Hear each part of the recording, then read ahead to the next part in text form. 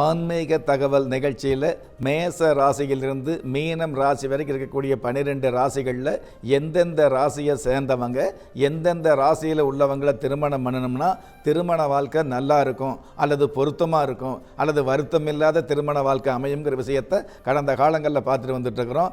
அதனால் மேச ராசியிலிருந்து சிம்மம் ராசி வரைக்கும் கடந்த காலங்களில் பார்த்தோம். இன்றைக்கி நம்ம பார்க்க போகிறது அதாவது கன்னி ராசிக்கு.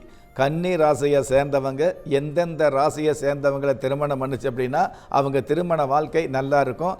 அந்தந்த ராசியை சேர்ந்தவங்களை திருமணம் பண்ணும் பொழுது எந்த மாதிரியான யோகம் கிடைக்குங்கிற விஷயத்தை இன்றைக்கி தெளிவாகவே பார்க்க இருந்துகிட்டு இருக்கிறோம்.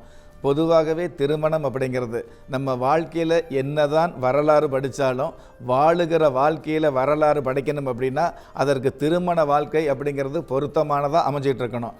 எவ்வளவு திறமை இருந்தாலும் ஒரு பெருமையான திருமண வாழ்க்கை நமக்கு அமையணும் அப்படின்னா அதற்கு குறிப்பிட்ட ராசிகள் நமக்கு பொருந்தி வந்தது அப்படின்னா அது அருமையான திருமண வாழ்க்கை அமையுது அப்படிங்கிறது தான் யதார்த்தத்திலும் யதார்த்தம். அந்த வகையில் கால புருஷ தத்துவப்படி ராசிகளிலேயே 6வது ராசியாக விளங்கக்கூடிய கன்னி ராசியை சேர்ந்தவங்க எந்தெந்த ராசியை சேர்ந்தவங்களை திருமணம் பண்ணலாம் அப்படின்னு பார்க்கும் பொழுது பொதுவாகவே கன்னி ராசியை சேர்ந்தவங்க மீன ராசியை சேர்ந்தவங்களை திருமணம் பண்ணும் பொழுது யோகமான வாழ்க்கை அமைதுங்கிறது தான் உண்மையான விஷயம். எதனால் யோகம் அப்படிங்கிற விஷயத்தை இந்த நேரத்தில் சொல்கிறோம் அப்படின்னு கேட்டிங்கன்னா கன்னி ராசி வந்து பார்த்திங்கன்னா உபய ராசியாக சாஸ்திரத்தில் சொல்லப்பட்டிருக்குது. உபய ராசி அப்படின்னா என்ன? தன்னுடைய குடும்பத்துக்கு நல்லது பண்ணுறோம் அப்படிங்கிறத விட தன்னுடைய குடும்பத்துக்கு நம்ம உபயோகமாக இருக்கிறோம் அப்படிங்கிறத விட மற்ற குடும்பங்களுக்கு நிறைய குடும்பங்களுக்கு நாம் உபயோகமாக இருப்போம் அப்படிங்கிறது தான் பொதுவான விதி.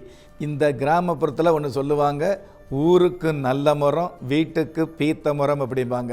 அதனுடைய யதார்த்தம் என்னென்னு கேட்டிங்கன்னா ஊருக்கெல்லாம் நல்லவராக இருந்துட்டு இருக்கிற ஒரு மனுஷால் தன்னுடைய குடும்பத்துக்கு உபயோகம் இல்லாமல் இருந்துட்டு இருக்கிறாரு அப்படிங்கிற விஷயத்தை வந்து சிம்பாலிக்காக சொல்லக்கூடியது, நாசுக்காக சொல்லக்கூடிய வார்த்தை தான் அது ஒரு பழமொழியாக இருந்துகிட்டு இருந்தது.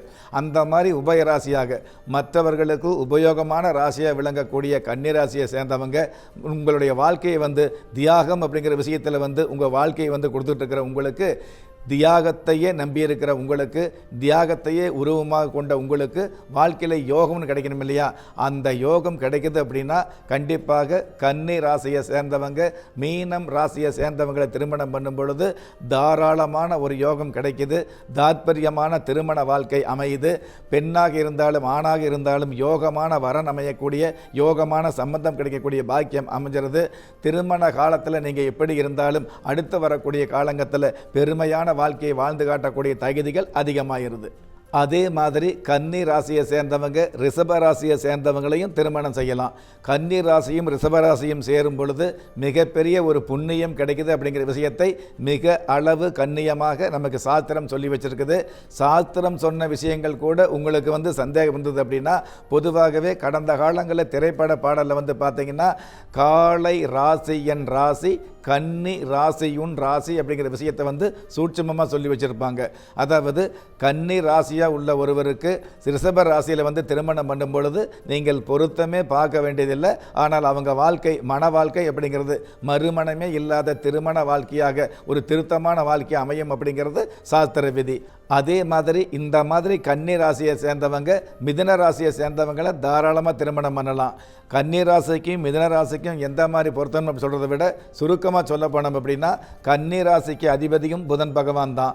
மிதுன ராசிக்கு அதிபதியும் புதன் பகவானாக இருக்கிறதுனால மிதுன ராசியை சேர்ந்தவங்களை கன்னி ராசியை சேர்ந்தவங்க திருமணம் பண்ணும் பொழுது மிகையான வருமானத்தோடு மேன்மை பொருந்திய திருமண வாழ்க்கையோடு திருமணம் அப்படிங்கிறத விட 20 வயசில் திருமணம் அப்படிங்கிறத விட 60வது கல்யாணம் நடத்தக்கூடிய அளவுக்கு ஆடம்பரமான திருமண வாழ்க்கையை வாழ்ந்து காட்ட முடியும் அப்படிங்கிறது திருமண பொருத்தத்தில் இருக்கக்கூடிய முக்கியமான விஷயமா இருந்துகிட்டு இருக்குது. அதே மாதிரி கன்னி ராசியை சேர்ந்தவங்க கடக ராசியை சேர்ந்தவங்களை திருமணம் பண்ணும் பொழுது கடக ராசிக்கு அதிபதி சந்திர பகவானாக இருக்கிறதுனால கடக ராசியில் வரக்கூடிய பெண் வந்து கண்டிப்பாக இந்திர யோகத்தோடு இருக்கக்கூடிய இளமையான பெண்ணாக அமையும். அது ஆணாக இருந்தாலும் பெண்ணாக இருந்தாலும் கன்னி ராசியை சேர்ந்த பெண்கள் இந்த மாதிரி கடகராசியை சேர்ந்த ஆணை திருமணம் பண்ணும் பொழுது அந்த ஆணுக்கு இளமை இருக்கக்கூடியது, வலிமை இருக்கக்கூடியது, முகத்தில் ஒரு பொலிவு இருக்கக்கூடிய, நோய் நொடி இல்லாத கணவர் அமையக்கூடிய நல்ல பாக்கியங்கள் அதிகமாக வந்துட்டு இருக்கும்.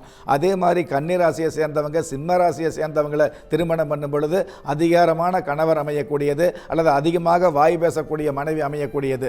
பெண்கள் வாய் பேசின தவறு அப்படிங்கிற விஷயத்தை வந்து பெரியவங்க தெரிஞ்சோ தெரியாமலோ எடுத்துக்கிட்டு இருக்கிறோம். ஆனால் வாய் பேசினா தான் நல்லதுங்கிற விஷயத்தை வாழ்க்கைக்கு புரிய வைக்கக்கூடிய அளவுக்கு அழுத பில்ல தான் பால் குடிக்கும் சொல்லுவாங்க இல்லையா, அந்த மாதிரி தேவையான இடத்துல தேவையான விஷயங்களை தெரிந்து பேசக்கூடிய ஒரு நல்ல மனைவி அமையக்கூடிய பாக்கியம் இந்த சிம்ம ராசிக்கு இருந்துட்டு இருக்குது.